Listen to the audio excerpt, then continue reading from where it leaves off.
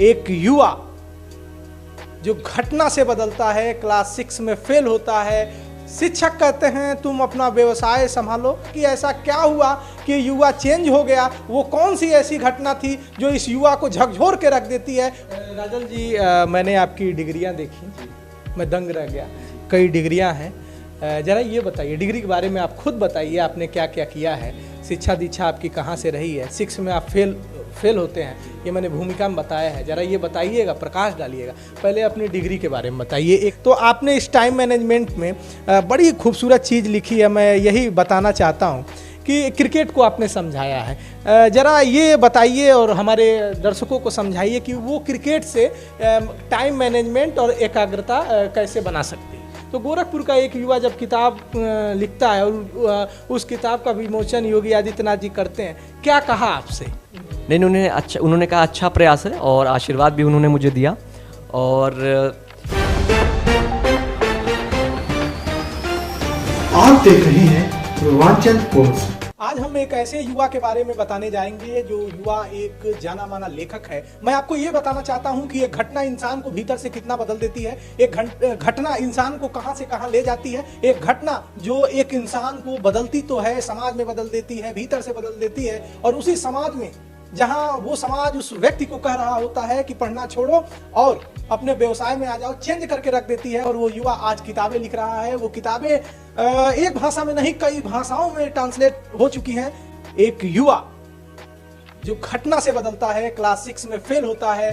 शिक्षक कहते हैं तुम अपना व्यवसाय संभालो क्योंकि इनका व्यवसाय बहुत बड़ा है। ये अभी भूमिका है, हम आपको इंटरव्यू में बताएंगे कि ऐसा क्या हुआ कि युवा चेंज हो गया। वो कौन सी ऐसी घटना थी जो इस युवा को झकझोर के रख देती है। वो कौन सी ऐसी घटना होती है जो युवा को 1 नहीं, 2 नहीं, 3 नहीं, 4 किताबें लिखने के लिए प्रेरित करती है। मार्केट में फिलहाल इनकी 2 किताबें आ चुकी हैं।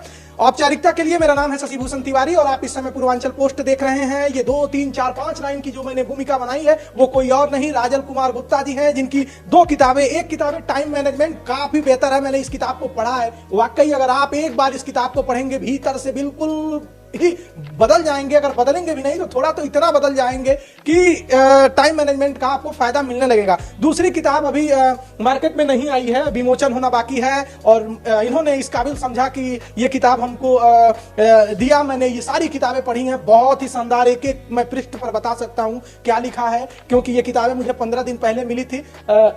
मैं अभी आपके पास आता हूं। ये स्ट्रेस मैनेजमेंट पे बहुत ही शानदार राजल गुप्ता जी की किताब है। तो यही राजल गुप्ता जी हैं जिनके बारे में हमने ये भूमिका बनाई। राजल जी, आपका हमारे चैनल पूर्वांचल पोस्ट में नमस्कार, बहुत बहुत धन्यवाद। आपने 2 किताबें, शानदार किताबें लिखी हैं। किताबों के बारे में जानेंगे कि किताबों की जर्नी कैसे रही। और एक लेखक जो फेल होता है 6 में, टीचर ये कहते हैं कि जब मैं आपके बारे में टटोल रहा था, जान रहा था कि आप अपने व्यवसाय में जाइए। जो आपका व्यवसाय है गोरखपुर का जाना माना वॉच हाउस, जो 100 साल से अपनी प्रतिष्ठा बनाए हुआ है, आप वही काम करिए, ये लड़का कमजोर है ना। तो ये सब सारी चीजें जानेंगे। राजल जी, जरा अपने जिंदगी के बारे में बताइए। आपके घर में कौन कौन है और ये बताइए कि कब आपके भीतर एक किताब, एक लेखक जी रहा था जो इस समय 2 किताबों के रूप में बाहर आ चुका है। मेरा नाम राजल है और मैं गोरखपुर शहर से हूँ। और मेरे जो पूर्वज हैं ये घड़ी का व्यवसाय उन्होंने गोरखपुर शहर में शुरू किया। और हमारा जो घड़ी का पैतृक व्यवसाय है वो 100 साल से भी ज़्यादा पुराना है। और जो हमारी जो घड़ी की दुकान है वॉच हाउस, उसकी स्थापना हमारे स्वर्गीय दादाजी ने की थी। और जो भी हम या हमारा परिवार है वो हमारे दादाजी स्वर्गीय राधेश्याम गुप्ता जी और हमारी दादी जी श्रीमती कामनी देवी गुप्ता जी की वजह से ही है जी। राजल जी, मैंने आपकी डिग्रियां देखी, मैं दंग रह गया। कई डिग्रियां हैं, जरा ये बताइए डिग्री के बारे में। आप खुद बताइए आपने क्या क्या किया है, शिक्षा दीक्षा आपकी कहाँ से रही है। 6 में आप फेल होते हैं, ये मैंने भूमिका में बताया है। जरा ये बताइएगा, प्रकाश डालिएगा। पहले अपनी डिग्री के बारे में बताइए। एक किताब लिखना, पढ़ना मुश्किल है। आज की पीढ़ी के युवा कितना पढ़ रहे हैं, तो पढ़ना ही मुश्किल है और आपने 2 किताब लिख दी है। जरा बताइए। देखिए, जो प्रारंभिक मेरा दौर था उसमें शिक्षा में मैं बिल्कुल भी अच्छा नहीं था और क्लास 6 फेल हुआ मैं। और ज्यादातर लोगों को, जिसमें मेरे शिक्षक भी हैं और बहुत सारे शुभचिंतक भी हैं, सबको ये लगता था कि हम पढ़ाई में बिल्कुल असफल रहेंगे या जीवन में पूरी तरह से सफल रहेंगे और पढ़ना लिखने मेरे बस का नहीं है। क्लास 6 फेल में था और एक बार की बात है, हमारे जो पेरेंट टीचर मीटिंग हुआ करती थी स्कूल के दिनों में, तो हमारी जो क्लास टीचर है उन्होंने कहा था मेरी माता जी से, सारे बच्चे थे, उनके गार्जियन थे और उनके सामने बहुत थोड़ा सा आवाज़ उनकी ऊंची थी। उन्होंने कहा कि आपका लड़का कुछ नहीं करेगा, सिर्फ रिक्शा चलाएगा, मैं लिख करके आपके दे रही हूँ। तो ये सुन करके मेरी माता जी रोने लगी और मुझे बहुत तकलीफ हुई कि ठीक है, कमजोर थे पढ़ाई में या तमाम चीजें थी, लेकिन उस दिन बहुत तकलीफ हुई उस दिन की ऐसी चीजें नहीं पहुंची। और बाद में स्कूल में जो सजाएं मिलती थी, पनिशमेंट मिलती थी, और इससे कहीं ना कहीं दिल टूट गया। और एक समय ऐसा है कि जो है पढ़ाई छोड़ने का हमने डिसीजन लिया। लेकिन हमारे दादाजी उन्होंने मुझे प्रेरित किया कि अगर तुम पढ़ाई छोड़ दोगे तो तुम उन लोगों को सही साबित करोगे कि तुम्हारे अंदर कोई काबिलियत नहीं है, तुम्हारे अंदर कोई योग्यता नहीं है, पढ़ना लिखना तुम्हारे भाग्य। ये उनकी सोच है। अगर तुमने पढ़ाई छोड़ दिया, मैदान छोड़ दिया, तो तुम उनको सही साबित करोगे। बेहतर होगा कि कहने के बजाय करके दिखाओ, धीमे धीमे ही पढ़ो लेकिन आगे बढ़ते रहो। और उनकी दी हुई प्रेरणा से मैं कछुए की गति से आगे बढ़ता गया और धीमे धीमे करते करते 9 डिग्री सर्टिफिकेट्स अर्जित किए, जिसमें 4 प्रोफेशनल डिग्रियां भी हैं, LLB, जर्नलिज्म, PGDBA और B लेवल। तो ये जो शिक्षा का है, ये एक तरह से साबित करना था मुझे 9 डिग्रियों को लेकर के कि आप किसी पर ठप्पा मत लगाइए कि ये लड़का जीवन में पढ़ नहीं सकता, लिख नहीं सकता या कुछ नहीं कर सकता। और ये जो डिग्रियां जो मुझे मिली या मैंने अपनी पढ़ाई जारी कर पाई, वो मेरे दादाजी की प्रेरणा के कारण है कि उन्होंने मुझसे कहा था कि अगर तुम मैदान छोड़ते हो तो उन्हें सही साबित करोगे, बेहतर होगा कुछ करके दिखाओ, पूरी दुनिया तुम पर विश्वास करने लगे। दादाजी आपके राधेश्याम गुप्ता जी अपने आप में उन्होंने ये सारी व्यवस्थाएं की, अभी हैं कि नहीं? उनका स्वर्गवास हो गया वर्ष 2010 में। और मतलब ये मुझे बहुत खलता है कि आज जो किताबें हैं या इतनी शिक्षा है उसे देखने के लिए उस संसार में नहीं है, लेकिन हमको लगता है कि जहां पर भी होंगे वो खुश होंगे कि जो उन्होंने विश्वास किया था मुझ पर, उसको कहीं ना कहीं मैंने पूरा कर मैं ये बताना चाहता हूँ, अनुभवी थे, उन्होंने आपके भीतर की प्रतिभा को देखा और आपको ये समझाया कि आप आगे बढ़ सकते हैं ना। वो अपने आप में एक अनुभव थे। और घर में ये कहा जाता है कि एक अगर परिवार है तो वहाँ बुजुर्ग का होना जरूरी होता है, वो अनुभव होता है। तो ये मैं आपसे ये जानना चाहता हूँ कि एक तो उन्होंने जो वॉच हाउस की प्रतिष्ठा बनाई 100 सालों का, वो अपने आप में संघर्ष था। उनको भी ऐसा लोगों ने कहा होगा चलेगा नहीं चलेगा, कई प्रतिष्ठित दुकानें आई, लेकिन वॉच हाउस की गरिमा आज भी बनी हुई है और ये पुरानी दुकान है। हम आपसे ये जानना चाहते हैं राजा जी कि जब कोई बड़ा व्यक्ति, बड़े डिग्री वाला, या वो किसी औहदे पर है या किसी बड़े पोस्ट पर है, जब वो किताबें लिखता है, प्रतिष्ठा तो होती है, किताब अच्छी है, लेकिन वो प्रेरणा जो सबसे ज्यादा आती है, कोई फेलियर जो 6 में फेल होता है, 4 अच्छी डिग्रियां अच्छे यूनिवर्सिटी से वो लेता है, और जब वो किताबें लिखता है तो जो पाठक है वो जब पढ़ता है तो उसके भीतर ये ताकत आती है। लेखक तो 6 में फेल था और उसने किसी अनुभव से प्रेरित होकर ये 2 किताब टेस्ट मैनेजमेंट पे लिखी है, तो हम और आगे बढ़ सकते हैं ना। तो ये जानना चाहते हैं वो कौन सी ऐसी शुभ घड़ी, तो मैं नहीं कहूंगा क्योंकि ये घटना से ही इस किताब का शुभ आरंभ हुआ, लेकिन उसको शुभ भी कह सकता हूँ क्योंकि ये किताबें आपको खूब ज्यादा सम्मान दे रही हैं। वो एक घटना बताइए, मैंने घटना का जिक्र किया था, वो ऐसी कौन सी घटना थी कि राजल कुमार गुप्ता को भीतर से बदल देती है, इतना बदल देती है कि राजल गुप्ता 1000 किताबों से गुजरते हुए अपनी 2 किताबें लेकर आते हैं? जी देखिए, ये बहुत ही दुर्भाग्यपूर्ण घटना है। 26 मार्च 2009 की बात है। मेरा सबसे अच्छे दोस्तों में एक दोस्त था, उसने आत्महत्या कर ली थी।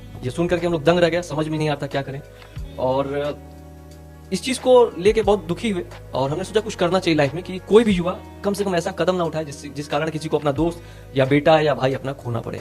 बहुत दिन तक सोचते थे कि क्या करें। तो इसके बाद हमने इंटरनेट पर रिसर्च किया ऐसे लोगों के बारे में जिन्हें संसार एक समय पूरी तरह से असफल मानता था, लेकिन बाद में उनकी गिनती संसार के सफलतम लोगों में हुई। इसको आधार बनाकर एक 15 पेज की हमने रिपोर्ट बनाई और 15 मई 2012 को हमने गोरखपुर जर्नलिस्ट प्रेस क्लब में एक प्रेस वार्ता का आयोजन किया। क्योंकि 10 साल पहले मैं और भी युवा था, इसलिए 10 साल पहले प्रेस क्लब में आप एक प्रेस कॉन्फ्रेंस करा। हाँ जी। तो उम्र रही होगी लगभग 24-25 साल के आसपास। हाँ जी। तो उस समय जो है हमने प्रेस वार्ता की, क्योंकि उस समय ज्यादा युवा थे तो इसलिए ज्यादातर लोगों ने हल्के में लिया कि लड़का है। लेकिन मुझे मेरे दादाजी की बात अच्छे से याद है कि जब भी कोई आप काम एक अच्छे उद्देश्य से करते हैं तो उसका फल आज नहीं तो कल आपको मिलता है, और उनकी बात सही साबित हुई। करीब 1 हफ्ते बाद जो है एक पत्रकार, उन्होंने मुझे फोन किया, उन्होंने मुझे बताया कि 15 पेज की जो मैंने रिपोर्ट बनाई है उसके कुछ अंश उन्होंने अपने अखबार में प्रकाशित किए हैं, और उन्होंने मुझे आमंत्रित किया कि मैं उनके अखबार में मोटिवेशनल कॉलम को लिखूं। और मैंने उसे स्वीकार किया और मुझे बुधवार और शुक्रवार का नियमित कॉलम मिला, और काफी लंबे समय तक मैंने उस अखबार में लिखा। उसके बाद कुछ और भी बड़े अखबारों में मैंने कुछ अपने मोटिवेशनल कॉलम का योगदान दिया। उसके बाद मुझे एक आत्मविश्वास मिल गया कि यदि मैं अखबारों में लिख सकता हूँ तो क्या मैं अपनी खुद की किताब नहीं लिख सकता हूँ। आत्मविश्वास तो मिल गया था। फिर मैं एक लेखक के पास गया, नाम मैं नहीं लेना चाहूंगा। उनसे मैंने मार्गदर्शन मांगा कि मैं ये किताब लिखना चाहता हूँ। उन्होंने कहा बेटा जो कर रहे हो वो करो, किताब लिखना कोई बहुत आसान काम नहीं है, इसलिए बेहतर है कि आप जो कर रहे हैं वही करें। और थोड़ा सा तो मैं निराश हुआ, लेकिन फिर भी क्योंकि ये मेरा सपना था, मेरा लक्ष्य था, इसलिए मैंने इंटरनेट पर सर्च किया कि कैसे इस चीज को किया जा सकता है। कोई अनुभव नहीं था, इसलिए सबसे आसान जो तरीका था एक ई बुक में निकालूं, और उसके लिए मैंने गूगल प्ले स्टोर जो सबसे बड़ा माध्यम है उस पर राजल नीति नाम से मैंने किताब 22 जनवरी 2016 को लॉन्च की। उसको मेरे मित्रों ने, शुभचिंतकों ने पढ़ा और सराहा, तो अच्छा लगा कि ई बुक का अगर रिस्पॉन्स अच्छा है तो प्रिंटेड किताब भी हो सकती है।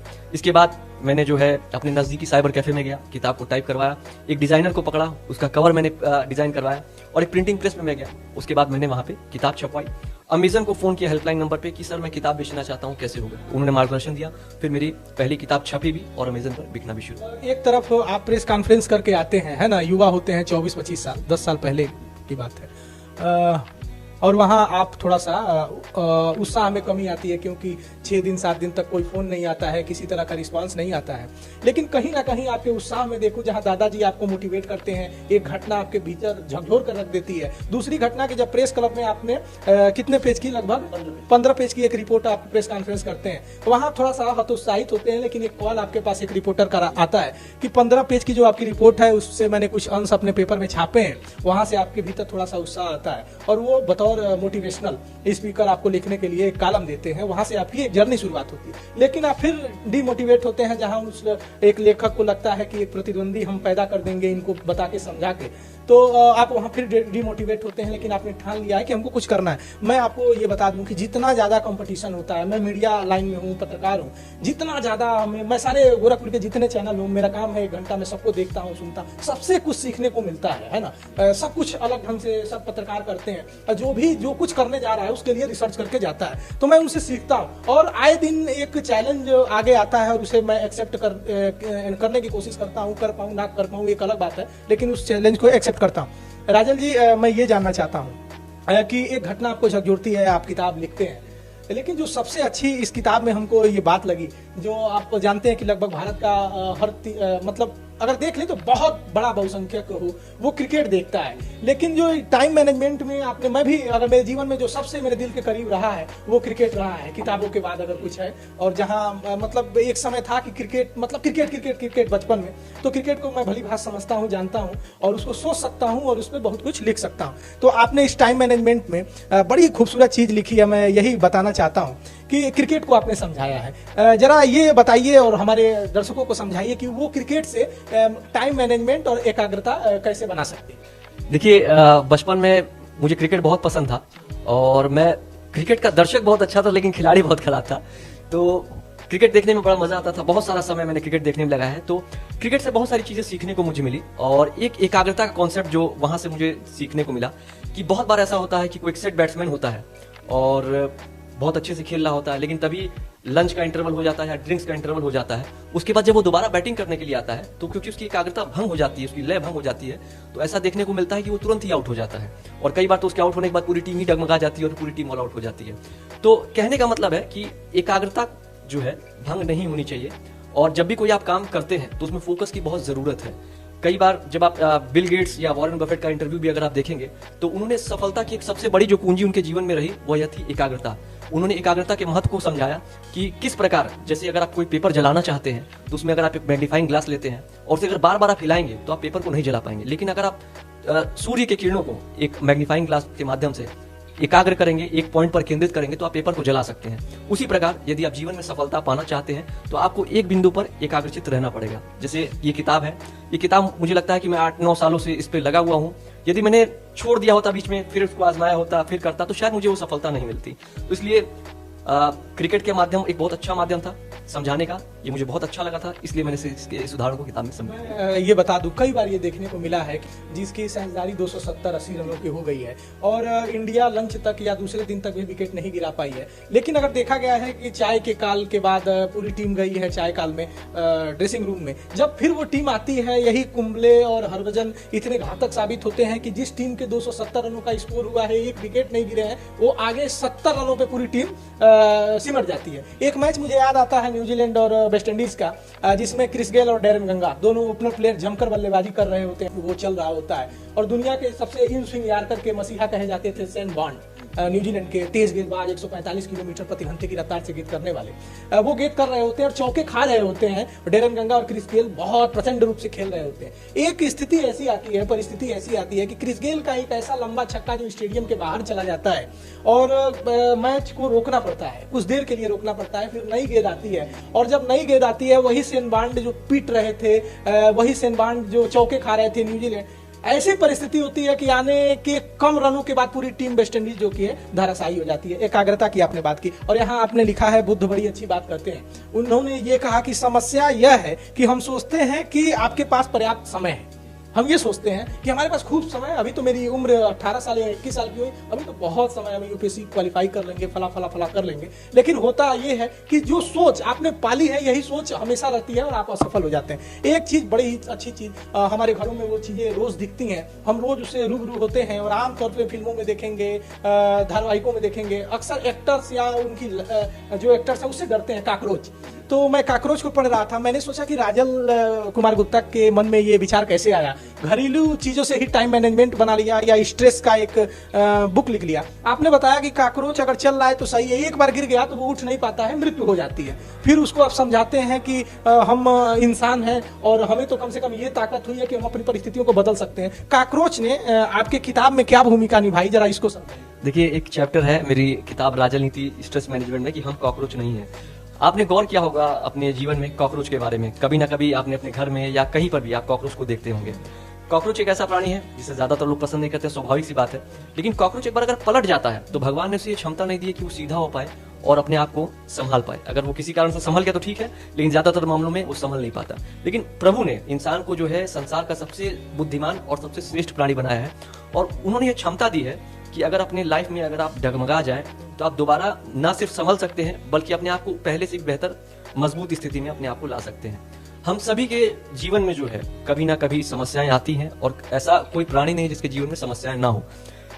एक तरह की समस्याएं दो अलग अलग लोगों के जीवन में आती है, एक धराशायी हो जाता है, लेकिन एक उस विपत्ति का इस्तेमाल रिकॉर्ड तोड़ने में करता है। देखिए, होता यह है कि जब भी किसी के साथ कोई घटना होती है तो वो उसका अर्थ निकालता है, इंटरप्रिटेशन करता है कि इस अर्थ का मेरे जीवन में क्या मतलब है। उदाहरण के तौर पर किसी के साथ मान लीजिए विश्वासघात हो गया, किसी पार्टनर ने धोखा दिया दीवार पर, या तो टूट सकता है कि उसने ऐसा क्या किया, क्यों किया मेरे साथ, बार बार मन में सवाल पूछ सकता है, या उसको आधार बना के कि अब जो हो चुका सो हो चुका, अब इससे हम क्या सीख सकते हैं और अब हमने अपने लाइफ में क्या आगे बढ़ सकते हैं। ऐसे लोगों का एग्जाम्पल ले सकता है। कहने का मतलब यह है कि आप घटनाओं को क्या अर्थ देते हैं वो ज्यादा महत्वपूर्ण है। या आप तो मान सकते हैं कि आप उस घटना से कभी नहीं संभल पाएंगे, या उस घटना से कुछ सीखें और अपने लाइफ में आगे बढ़ें। चुनना आपको है, करना आपको है। या तो आप कॉकरोच की तरह बन सकते हैं कि अगर आप एक बार पलट गए तो कभी मत उठिए, रोते रहिए, सहानुभूति बटोरते रहिए, या उस घटना से सीखिए और पहले से भी ज्यादा मजबूती से आगे बढ़िए। हम देखते हैं, मेरे पास दो मोबाइल है, ये टैब है, ये इलेक्ट्रॉनिक टुकड़े जिससे हम सीखते हैं। आपकी जब किताब मैंने पढ़नी शुरू की तो पृष्ठ 90 पे आपने लिखा है डिजिटल युग में टाइम मैनेजमेंट। उसमें एक लाइन आप लिखते हैं कि दो काम एक साथ करने का अर्थ है एक कार्य भी सही से नहीं करना। पब्लिशर साइरस की कुछ करके है ये लाइन आपने कोट की है, और फिर आप नीचे की तरफ लिखते हैं। तो जरा ये समझाइए कि डिजिटल युग में टाइम मैनेजमेंट कैसे किया जा सकता है और कैसे एक इलेक्ट्रॉनिक गैजेट के माध्यम से हम अपने आप को सही दिशा में ले जाए। देखिए, वर्तमान समय को अगर डिजिटल युग कहा जाए तो ये गलत नहीं होगा, और हम सभी 24 घंटे डिजिटल उपकरणों से घिरे हुए हैं, मोबाइल, टैबलेट, इंटरनेट। देखिए, ये वरदान भी साबित हो सकता है और श्राप भी साबित हो सकता है, लेकिन ये हमारे ऊपर निर्भर है कि हम उसका इस्तेमाल कैसे करें। अब जैसे मैं अगर अपने व्यक्तिगत जीवन में इस्तेमाल करूं तो मेरे पास एक मोबाइल है, ठीक। मोबाइल में एक एप्लीकेशन है कलर नोट, जिसका मैं इस्तेमाल करता हूं, जिसमें मैं अपना चेकलिस्ट बनाता हूं, टू डू लिस्ट बनाता हूं कि कौन कौन से मुझे काम करने हैं, और उसको मैं आसानी से अरेंज कर लेता हूं कि किस क्रम में मुझे काम करना है, और उसको मैं कैलेंडर से भी अटैच कर देता हूं कि किस दिन उस काम को करना है, किस दिन नहीं करना है। अब ये तो एक हो गया काम करने की बात। अब हो गया, उस पे आते हैं फेसबुक या व्हाट्सएप। ये भी अगर आप चाहें तो वरदान की तरह इस्तेमाल कर सकते हैं या श्राप की तरह इस्तेमाल कर सकते हैं। पहले के जमाने में जब लोग हुआ करते थे, पढ़ करके निकलते थे, तो लोगों को पता ही नहीं होता था कि उनके साथ के लोग कहाँ गए और कहाँ चले गए, खोजते रह जाते थे। लेकिन फेसबुक के माध्यम से अब आप अपने साथियों को एक साथ जोड़ सकते हैं, उनके सुख दुख के बारे में जान सकते हैं, उनके सुख में आप खुशी जाहिर कर सकते हैं, उनके दुख में आप सहानुभूति जाहिर कर सकते हैं, या उनकी अगर संभव हो तो आप मदद भी कर सकते हैं। ऐसे ही व्हाट्सएप भी है। व्हाट्सएप में पहले के जमाने में लोग चिट्ठियां लिखा करते थे, जमाने बाद हफ्ते भर बाद वो पहुंचा करती थी, लेकिन अगर आप कोई आपका आवश्यक संदेश है वो तुरंत ही पहुंच सकता है। कहने का मतलब ये है कि टेक्नोलॉजी का इस्तेमाल ये आपके ऊपर है कि आप उसका इस्तेमाल फायदे के लिए कर रहे हैं या नुकसान के लिए कर रहे हैं। मैंने उसका इस्तेमाल फायदे के लिए किया, बहुत मुझे लाभ मिला। जो चेकलिस्ट है या टू डू लिस्ट है बनाने के लिए कि कौन सा काम मुझे कब करना है, कैसे करना है, साल भर बाद का भी काम है तो भी मैं टेक्नोलॉजी के माध्यम से अपने मोबाइल में सेव कर सकता हूँ, और अगले साल मुझे मेरा मोबाइल रिमाइंड करेगा कि ये काम मुझे करना है। राजन जी, जब कोई एक सोच किसी की जिंदगी बदल रही होती है, एक सोच आपके भीतर आती है कि हमको ये करना है, तो उस सोच को कभी कभी ऐसा लगता है कि ये मैं क्यों कर रहा हूँ, ये छोड़ क्यों नहीं दे रहा हूँ, कितनी बोरिंग है। क्योंकि ऐसा कहा जाता है कि एक शब्द लिखने के लिए कई मैं लेखकों को सुना हूँ, मेरा खुद का अनुभव है, बोलने के लिए एक शब्द के लिए कम से कम 1000 शब्द पढ़ते हैं। जब आप भीतर से पूरी तरह से भरे रहेंगे तो आप छलकेंगे। एक लेखक की मैं बात बता रहा हूँ। तो मैं आपसे ये जानना चाहता हूँ कि आपने सोचा मैं किताब लिखूंगा, उसमें रिसर्च लगता है, हजारों किताबों से आप गुजरे होंगे, नए नए लेखकों को पढ़े होंगे, समाज को आपने देखा होगा, कई लोगों से बात किया होगा, या फिर एक लेखक का मतलब कि वो ये देखता है कि किस तरह से लोग अपने समय को बर्बाद कर रहे हैं, या कोई ऐसा व्यक्ति है जो आगे बढ़ रहा है किस तरह से अपने समय का सदुपयोग कर रहा है। तो राजल जी, कभी आपके मन में नहीं ये ख्याल आया बतौर एक लेखक कि ये बोरिंग है, अब मुझसे नहीं होगा, मैं टूट रहा हूँ, आखिर मैं ये क्यों कर रहा हूँ, कुछ अलग करना? देखिए, किताब जो है एक ऐसी चीज है जो ये अमर है। अगर आप 100 साल बाद, 200 साल बाद भी ये किताब आपके पास उपलब्ध रहेगी, धरती से प्राणी रहे ना रहे। मैं भी ऐसे कई लेखकों की किताब पढ़ता हूँ जो सैकड़ों साल पहले लिखी गई है, लेकिन आज भी उसका लाभ हम लोग ले रहे हैं। हाँ, किताब लिखने में बहुत सी समस्याएं आती है, कई बार विचार आने ही बंद हो जाते हैं और लगता है कि अब कंप्लीट हो पाएगी या नहीं हो पाएगी। फिर ब्रेक हम लोग लेते हैं 1 आध महीने बाद का, और फिर से लिखना हम लोग शुरू करते हैं। जैसे ये स्ट्रेस मैनेजमेंट वाली जो मेरी नई किताब है, ये इसमें भी एक समय ऐसा आया जब विचार आ ही नहीं रहे थे, तो फिर मैंने ब्रेक लिया और फिर लिखना शुरू किया। कोई भी किताब, बहुत ही समय लगता है किताब लिखने में, 1.5-2 साल एक अच्छी किताब में लग ही जाता है लिखने के लिए। और लेकिन आपके मन में एक बड़ा लक्ष्य होना चाहिए कि क्या हो सकता है आपकी किताब पढ़ के किसी की जिंदगी बदल जाए। हो सकता है जो एक पाठक जो लंबे समय से अपनी समस्या का उत्तर खोज रहा था, हो सकता है उस प्रश्न का उत्तर आपकी किताब से मिल जाए और उससे उसका जीवन बदल जाए। अभी कुछ दिनों पहले एक पाठक ने मुझे YouTube चैनल पे मेरे कमेंट किया कि सर, मैंने आपकी किताब पढ़ी, उड़िया भाषा में पढ़ी, मुझे बहुत अच्छा लगा।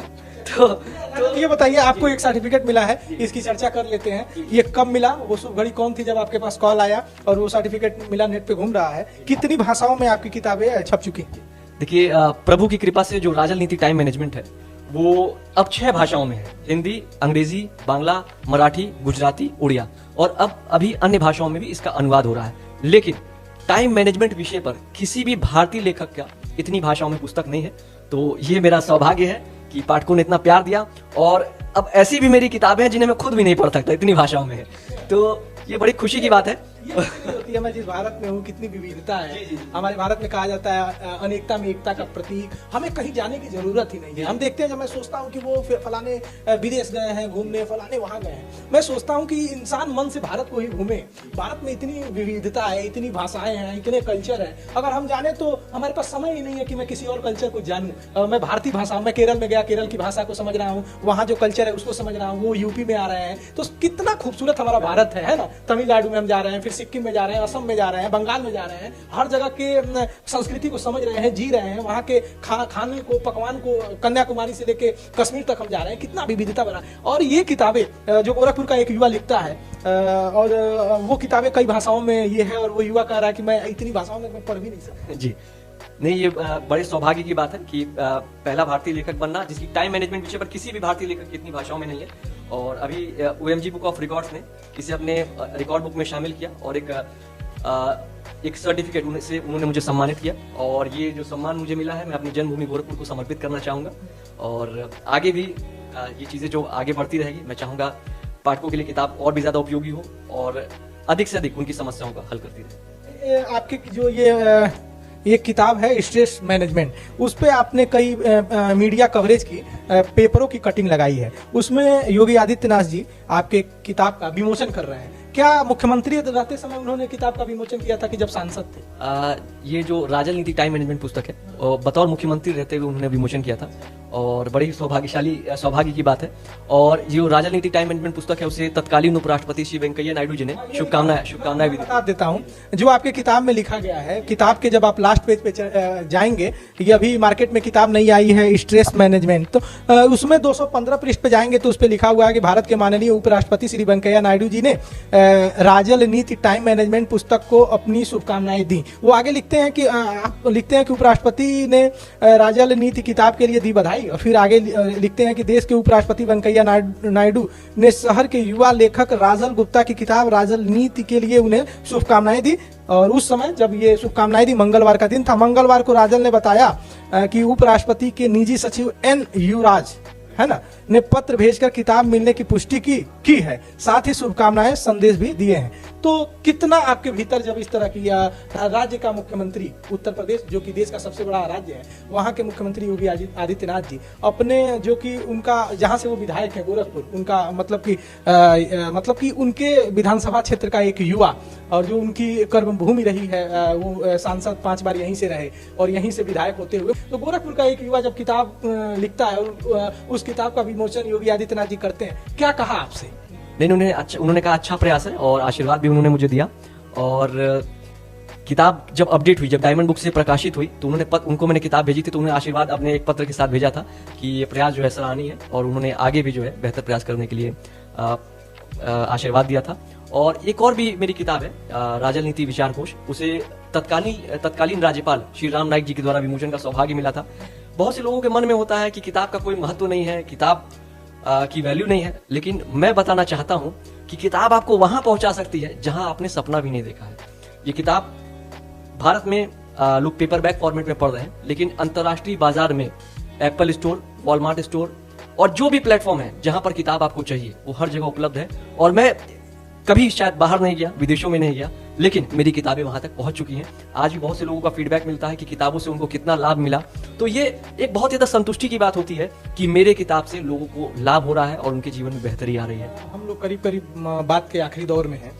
अभी मैं पूरी किताब को नहीं बताना चाहता हूं और मैंने लगभग बहुत कुछ बताया है और मैंने जितना कुछ बताया है वो पूरी किताब का 1% भी नहीं है और मैं जान के नहीं बताना चाहता हूं। मैंने ये किताबें लगभग 15 दिन में पूरी तरह से पढ़ ली है, कोर्स की तरह। आप कहीं भी पूछेंगे मैं इसको, मेरा यही एक तरीका है पढ़ने का। मैं ऐसे ही राजा जी पढ़ता हूं और आपसे क्षमा चाहता हूं कि किताबों पे मैंने रंग दिया है, वही मेरा तरीका है। एक आप यहाँ पर लिखे हैं, क्या कहेंगे सबसे बड़ा है रोग, क्या कहेंगे लोग, इस किताब में आपने हेडिंग दी है। और स्ट्रेस मैनेजमेंट में ये समझाइए, सही बहुत बड़ी बात है। कोई ये सोचता है कि ये काम मैं कैसे करूं। अब हमने देखा है MBA चाय, हमने देखा है चाय सुट्टा बार, हमने देखा है कोई लड़का MBA लिख रहा है कि मैंने ये किया है और मैं ये कर रहा हूँ, चाय की दुकान खोल दिया। अब देख रहे हैं युवा आ रहे हैं। ये जो आपकी लाइन है, सबसे बड़ा है रोग क्या कहेंगे लोग, ये कब विचार आया कि अपने किताब में इसको स्थान देना चाहिए? देखिए, सबसे बड़ी चीज जो है, मेरे दादाजी कहा करते थे, क्योंकि मेरी लाइफ में सबसे बड़ी प्रेरणा है वो, उन्होंने कहा था दुनिया अगर तुम्हारे पर शक करती है तो कोई दिक्कत नहीं है, लेकिन तुमको अपनी क्षमताओं पर शक नहीं करना चाहिए। छोटे थे हम, पूरी दुनिया को लगता था कि हम किसी काबिल नहीं है पढ़ने लिखने में, लेकिन हमसे बार बार कहते थे हमारा बाबू हमारा खूब नाम करेगा, हमारा बाबू हमारा खूब, बार बार वो चीज कहते थे, कहीं ना कहीं मेरे दिमाग में बैठ गई। देखिए, किताब भी जब मुझे लिखनी थी, ठीक है, तो भी लोगों को लगता था मेरे आसपास की ये चीज शायद मैं नहीं कर पाऊंगा, लेकिन धीमे धीमे करते करते मुझे इस कहानी, मैंने कहानी पढ़ी थी कि एक गायिका थी, वो बहुत अच्छा गाना गाती थी, लेकिन जो है संकोच के कारण वो गाती नहीं थी। अब आप सोच रहे होंगे संकोच कैसा? संकोच यह था कि उसके दांत बड़े थे और जब वो गाना शुरू करती थी तो गाना तो बड़ा अच्छे से शुरू करती थी, फिर सोचती थी कि दर्शकों का ध्यान मेरे गाने के बजाय मेरे बड़े दांतों पे जा रहा है, तो इसलिए वो अटक जाती थी। एक बार की बात है कि एक कंपटीशन में वो गई, वहाँ एक बहुत ही उम्रदराज जज थे, तो उन्होंने उससे कहा कि बेटा तुम्हारे अंदर टैलेंट तो बहुत ज्यादा है, लेकिन उससे ज्यादा तुम्हारे मन में डर है और शंका है कि लोग जो है लोगों का ध्यान तुम्हारे दांतों पे जा रहा है, और मैं तुम्हें लिख के दे रहा हूं कि अगर तुमने अपना ध्यान अपने दांतों से हटा करके अपने गाने पे लगाया तो तुमको कोई नहीं हरा सकता। उस दिन के बाद से उस लड़की के लाइफ में चमत्कार हो गया और उसने अपने गाने पे ध्यान देना शुरू कर दिया। वो अपने दांतों के साथ कंफर्टेबल हो गई कि भाई मेरे दांत जैसे भी हैं, उसने गाना शुरू किया और अपने देश की सबसे बड़ी गायिकाओं में से एक बनी। ऐसे ही बहुत सारी चीजें हैं हमारी लाइफ में जिस वजह से हम अपने बारे में शंका करते हैं। जैसे आपने इंटरव्यू में बताया कि मैं क्लास 6 फेल था और ज्यादातर लोग जो उस समय थे मेरे साथ के लोग, ठीक है, उनको मेरी क्षमताओं पर संदेह था, और आज भी मान लीजिए मैं आगे बढ़ रहा हूं तो उनके लिए मैं वैसा ही हूं। लोगों के कहने का मतलब है कि आप जो है अपने पे फोकस करिए। आप जो भी है दुनिया में, संसार में, सबके अंदर कुछ ना कुछ प्लस पॉइंट है, कुछ ना कुछ माइनस पॉइंट है। जैसे मैंने बताया मैं क्रिकेट में बहुत अच्छा नहीं था, बिल्कुल भी अच्छा नहीं था, तो अगर मैं क्रिकेट खेलने में लगूं तो मैं उसमें पूरी तरह से फ्लॉप हो जाऊंगा। क्रिकेट में शायद उतना अच्छा खेल ना पाऊं, लेकिन कोई भी उतना बढ़िया खिलाड़ी उतनी अच्छी किताब ना लिख पाए जितनी अच्छी मैं लिखता हूं। तो कहने का मतलब है अपने टैलेंट को पहचानिए, उस पर काम करिए और इस चिंता को छोड़ दीजिए कि लोग क्या कहेंगे, क्योंकि लोगों का काम है कहना। आप सफल होंगे तो लोग ताली बजाएंगे और अगर आप असफल होंगे तो लोग कहेंगे मैं तो पहले ही कह रहा था कि आप असफल होंगे। राजल जी ने जो इनकी टाइम मैनेजमेंट की किताब है उसमें पृष्ठ 98 पे इन्होंने प्लान बी के बारे में बताया है। इसको थोड़े से मतलब कि मैं ये कहूंगा संक्षेप में बताइएगा, क्योंकि ये पाठक खरीदे और पढ़े, सब इंटरव्यू में नहीं बता दूंगा। और दूसरी चीज है गलतफहमी को तत्काल खत्म करें। अगर ये पूरी किताब देखी जाए, जो लास्ट का पेज है 104 नंबर पे, पूरी किताबों को बांध देता है और टाइम मैनेजमेंट को कहीं ना कहीं फिक्स कर देता है। प्लान बी और गलतफहमी। देखिए, प्लान बी बहुत सिंपल सी बात है। जैसे जब से मैं बड़ा हुआ, मुझे घर की मेरी जिम्मेदारियां आने लगी, तो बहुत से काम जैसे है, जैसे मान लीजिए कभी बिजली की दिक्कत हो गई, इलेक्ट्रिशियन की दिक्कत हो गई, कभी किसी ड्राइवर की दिक्कत हो गई, कभी किसी कारपेंटर की दिक्कत हो गई, तो कई बार ऐसे लोगों को जब खोजना पड़ता था तो समय बर्बाद होता था। कहने का मतलब जो हमारे फिक्स हैं, जिनसे हम हमेशा काम लेते हैं, वो उपलब्ध होते तो हमारा समय बच जाता था। लेकिन कई बार जब इन लोगों को खोजने में जो समय लगता था तो उससे अनावश्यक रूप से टाइम बर्बाद होता था। इसलिए मैंने फैसला किया कि एक विकल्प मैं जरूर रखूं, ताकि कभी मुझे जरूरत हो तो मैं उसका इस्तेमाल कर सकूं। इसमें मैंने एक एग्जांपल लिया है कि जब हम किसी जगह पे हमको जाना है, मान लीजिए हमको अपने घर पे जाना है, अगर वो रोड जाम है तो हमको एक रास्ता पता है उसका अल्टरनेटिव, कि हम कैसे अब दूसरे रास्ते से अपने घर पे पहुंचेंगे, और इस तरह हम अपने घर पर पहुंच जाते हैं। हमारे पास प्लान भी है। उसी तरह आपके पास कोई काम है जिसे कराना है, जैसे मान लीजिए इलेक्ट्रिशियन है, बढ़ई है, कारपेंटर है, उसके भी लिए भी ऑप्शन रखें। मतलब लाइफ में आपके पास कोई भी काम हो, कोशिश करिए उसका एक विकल्प आपके पास हो, ताकि आपको उसको समाधान करने में अनावश्यक रूप से जी क्या। अच्छा, गलतफहमी का कहने का मतलब बहुत सारा समय हम लोग जो है गलतफहमी को दूर करने में, गलतफहमी हमारी लाइफ में हो जाती है और उसे दूर करने में बड़ा समय लगता है। देखिए, इंसान जो है लोगों से घिरा हुआ है, और हमारे संबंध जो है हमारे जीवन को खुशहाल भी बना सकते हैं और दुखी भी बना सकते हैं। और कई बार ऐसा होता है कि हम लोग किसी की कही हुई बातों के कारण गलतफहमी में पड़ जाते हैं। उससे पूछने के बजाय कि क्या ये सही है या गलत है, हम गलतफहमी पाल लेते हैं, कान के कच्चे बन जाते हैं, हमारे संबंध खराब होते हैं और हम लोग चिंता करने में समय लगा देते हैं। इस वजह से हमारी टाइम बर्बाद होता है। अगर आपको किसी से गलतफहमी है, उससे जाइए, बात करिए कि क्या भाई, क्या गलती हो रही है, क्या चीजें हो रही हैं। इससे ना सिर्फ सामने वाले को अच्छा लगेगा कि भाई इसके अंदर इतना आत्मविश्वास है कि मुझसे आके बात कर रहा है, संबंधों को वरीयता दे रहा है, और अगर कुछ होगी भी दिक्कत तो तुरंत सॉर्ट आउट हो जाएगी। ऐसे बहुत सारे गलतफहमियों के कारण आपसे रिश्ते बर्बाद हो जाते हैं और चिंता के कारण हमारा समय भी उसमें बर्बाद होता है। इसलिए अगर गलतफहमी आपको है तो तुरंत दूर करिए। बिल्कुल उसी तरह जैसे अगर छोटी सी चिंगारी जो है, अगर आप उसे तुरंत बुझा दें तो ठीक है, अगर आप उसे नहीं बुझाएंगे तो आग का रूप ले लेगी। राजन जी, मैं ये जानना चाहता हूँ कि वो किताब जिसने सबसे ज्यादा आपके ऊपर असर डाली हो, और असर ऐसा कि आप एक किताब लिखने चले जाते हैं, वो मैं जानना चाहता हूँ। ये टाइम मैनेजमेंट, स्ट्रेस मैनेजमेंट के अलावा कोई ऐसी किताब जिसने सबसे ज्यादा आपके ऊपर असर डाला? देखिए, कई किताबें हैं, लेकिन एक किताब जो है सबसे पहले शुरुआती दिनों में जो मैंने किताब पढ़ना शुरू की थी, किताब का टाइटल था सोच बदलो जीवन बदलो। उसमें एक अध्याय दिया हुआ था कि एक महिला थी, 30 साल के आसपास की थी, और उसके लाइफ में सभी, उसके पति, उसके परिवार वालों को लगता था कि वो कुछ नहीं कर पाएगी। हुआ ये कि 30 साल की महिला, उसका एक्सीडेंट हो जाता है और उसकी याददाश्त चली जाती है। अब उसकी याददाश्त चली गई, पुरानी यादें चली गई कि लोग उसको असफल मानते थे, नाकाबिल मानते थे। अब याददाश्त चली गई, उसने पढ़ना शुरू किया, रिसर्च करना शुरू किया। उसके बाद उसने अपनी एक नई इमेज को गढ़ा कि मैं किसी काबिल हूँ, किसी लायक हूँ, और उसके बाद उसके जीवन जो है तरक्की की ओर अग्रसर होने लगा। तो वो एक चैप्टर मुझे बड़ा अच्छा लगा कि अगर आपकी सोच बदल गई तो आपकी जिंदगी बदल गई। याददाश्त जाने से पहले महिला असफल थी, उसको लोग समझते थे किसी काबिल नहीं है, लेकिन जब याददाश्त उसकी चली गई, उसने पढ़ना शुरू किया, आगे बढ़ना शुरू किया, तो अपने क्षेत्र में वो सबसे सफल बनी। तो सोच बदलो जीवन बदलो ब्रायन ट्रेसी के द्वारा लिखित किताब थी, जिसे पढ़ने के बाद कहीं ना कहीं मेरे जीवन में जबरदस्त बदलाव आया, जिससे मुझे लगा कि लोगों की राय महत्व नहीं रखती है, आप क्या करते हैं और आप अपनी खुद पर कितनी मेहनत करते हैं, उससे ही आपका जीवन बदलता है। तो राजल कुमार गुप्ता जी हैं, जिन्होंने 2 किताबें लिखी हैं। किताबें तो और भी लिखी हैं, मार्केट में आना बाकी है। राजल नीति, टाइम मैनेजमेंट, न्यूनतम समय में पाएं अधिकतम सफलता, राजल www.rajalneet.com। और ये बहुत ही खूबसूरत किताब है, आप भी लेके पढ़ सकते हैं, टाइम मैनेजमेंट को सीख सकते हैं। और वाकई ये किताब लगभग 100 पेज, 104, 105 पेज के आसपास की ये किताब है।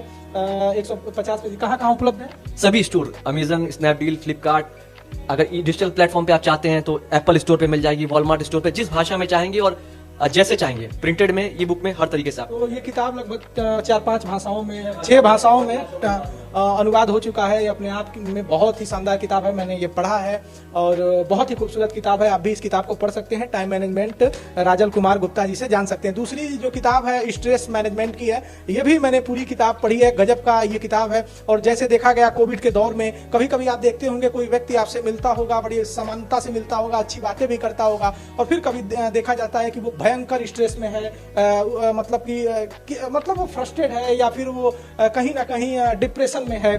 तो और इनके एक मित्र के साथ ऐसी ही घटना हुई, वो सुसाइड कर लेते हैं और वो एक घटना इनको चेंज करके भीतर से झकझोर के रख देती है। और ये 2 किताबें हमें ये अभी किताब आने वाली है, ये स्ट्रेस मैनेजमेंट अभी आने वाली है। बहुत ही शानदार किताब है, मैंने इसको पढ़ा है, इसको मैंने जाना है, वाकई बहुत ही खूबसूरत किताब है। तो आप पूरे इंटरव्यू को जब सुनेंगे तो उसमें से जो सार निकल के आएगा वो ये है कि एक घटना इंसान को कितना बदल देती है। एक सामान्य छात्र जिसको ये कहा जाता है कि आप पढ़िए मत, अपना बिजनेस ही चलाइए, वॉच हाउस इनकी बहुत प्रतिष्ठित गोरखपुर की दुकान है और वो आप जाकर करिए, पढ़ नहीं सकते हैं। लेकिन एक घटना, वो घटना से आप टूट सकते थे, उस घटना से आप और फ्रस्ट्रेट हो सकते थे, स्ट्रेस में जा सकते थे, लेकिन वो घटना इस युवा को बल देती है, संबल देती है और ये प्रेरणा देती है कि आप वैसा हुआ और वो घटना किसी और से ना हो सके। राजल की किताबों में आपको मिलेगा, घटनाओं से आप सीख सकते हैं, घटनाओं से आप ऊर्जा इकट्ठा कर सकते हैं और इस कोई किसी आपदा को अवसर में बदल सकते हैं। और आपके अनुकूल अगर परिस्थितियां नहीं है तो उसको अनुकूल कैसे कर सकते हैं। हंस बनिए, क्योंकि एक हंस दूध से पानी छान कर किनारे करता है और दूध को ले लेता है। तो आप किसी भी परिस्थिति में रहिए, पॉजिटिव रहिए, अच्छी चीजों को एकत्र करिए और बेहतर करके आगे निकलिए। तो राजल नीति आप जरूर पढ़िए, टाइम मैनेजमेंट की किताब है। तो राजल गोरखपुर के ही रेती के रहने वाले हैं, युवा हैं, लगातार अच्छी किताबें लिख रहे हैं। हमको इन्होंने किताब दे दी, मैं सौभाग्यशाली हूं कि उस पुरस्कार के बाद मैं इनसे रूबरू हो रहा हूं, जिसमें इनकी किताबें लगभग 6 भाषाओं में ट्रांसलेट हो चुकी हैं। तो राजल जी गोरखपुर के हैं, बहुत ही रिसर्च करते हैं, बहुत ही किताबें पढ़ते हैं और मुझे भी जब किताबों की जरूरत होती है तो राजल लाकर देते हैं, मैं पढ़ता हूं। तो ऐसे ही लोगों को हम मंच प्रदान करते रहेंगे, पूर्वांचल पोस्ट और अपने गोरखपुर पोस्ट पर बुलाते रहेंगे, उनके लिए मंच हम देते रहेंगे। तो ऐसी ही खबरें हम लगातार आपको दिखाते रहेंगे। ये जो कुछ मैं दिखा पा रहा हूं अजलान के कैमरे की नजर से दिखा पा रहा हूं। मेरा नाम है शशि भूषण तिवारी और आप इस समय पूर्वांचल पोस्ट देख रहे हैं।